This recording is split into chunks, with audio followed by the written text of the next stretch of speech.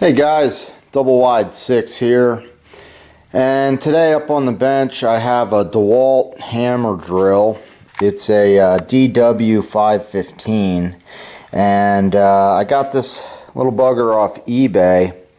I paid $8 for it and got it shipped for $11, so I'm in $19, and I just plugged it in. It's got like 9-foot cord on there, and we're getting no power whatsoever, and it didn't say much in the description. It just said that it was broken, so I figured I'd take the gamble. So I just put a bid on it, and you know, I didn't think I'd actually win it, but I did win it, and I have it here now. And it appears to be lightly used for a hammer drill, not too beat up, and it seems like it's not getting power. The chuck is rotating freely. There's 2 speeds on it, but the main bearing in there looks good, and there's regular drilling and a hammer drilling function. And when I put it on hammer drill and I push down on the chuck and turn it, you could hear it.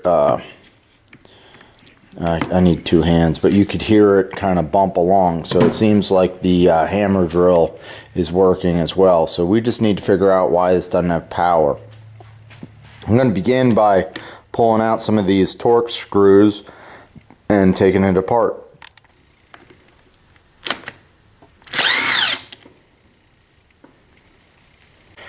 Alright folks, we kind of ripped this thing apart, and we're taking a look at the switch. The power coming in is 120, and I came up top and I checked across the terminals, and I got my 120 going into the drill. I didn't smell anything like the motor was burned out. You know, sometimes when the motor burns out, you can smell it. Plus the drill looks really new. So I was thinking the problem was probably the switch, but now that I'm getting power up into here, it's probably a connection issue up here. So we're gonna take a look in there and see if we can find anything. Alright guys, I pulled out the one set of brushes on the right side there with the blue wire, and the pins that connect down in there, there's some copper terminals. They didn't look like they were connected really well with the one wire. I'm gonna pull out the left side and take a look at these before we seal this thing back up. Alright guys, I know that we have power coming up here to the brushes, so sometimes these brushes are connected with pins, and you know, they might not be connected. I have already removed the torque screw from here, so this should allow me, yeah, there we go, to move our brush assembly out. And under here there are, I've got to watch the magnet, and it's a little bit tough to show on camera. I apologize, but in here there's little terminals that have to connect. I'll show you as soon as I get this out of here. Alright, right here, these terminals, sometimes if these wires, see how that slides up? If these wires are pulled up, they won't make contact. So I'm just going through both sides of this thing, and I'm resetting these terminals, and I'll try and show you. If you look in here, those terminals have to actually clip inside there. It's pretty hard to see, but that's just the next thing I'm testing, because I know I have power up to these brushes. So let's check that out. I'm just going to reset it and clean those terminals. Alright, I've set the brushes back in and the brush assembly, but you can see these pins, they're up pretty high. So what we want to do is we want to make sure that they're all the way down to make sure that they're making contact, because there's not continuity through there at all. The motor won't spin at all, and that's kind of what we have. See how that's going down a little bit? I'm going to make sure that that is all the way down. Alright, so I'm going to put in our screw here, finish this up.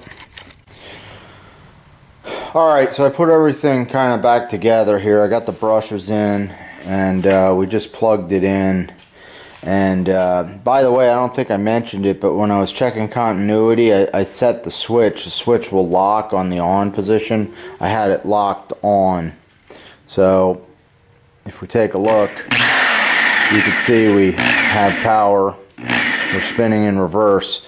So I'm pretty sure it was where those terminals weren't locking in, where they make that connection, because I followed the power up to there. I pulled out the brushes, and it looked a little dirty, and I think one of the wires might have been yanked out a little bit, but I don't know. But when I put it back together, now I have power and the thing's working. So I'm gonna seal it up. Alright guys, got everything back together. It seems to be working good. You know, I just tried it without a bit in it or anything. I've got 4 chuck keys here. None of these fit this chuck for whatever reason. I guess Dewalt makes its own chuck size. Got a little concrete bit here. This is well, 1/4-inch concrete bit. And what I'm gonna do is just chuck this up, kind of hand tighten it, and just give this drill a test. I want to see if the hammer works properly, but the bit might slip on me. Alright guys, we're just going to drill a hole in the garage wall. Why not?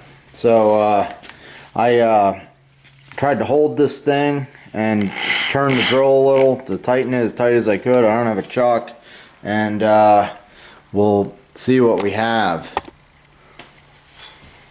So hopefully it works. I have it on hammer.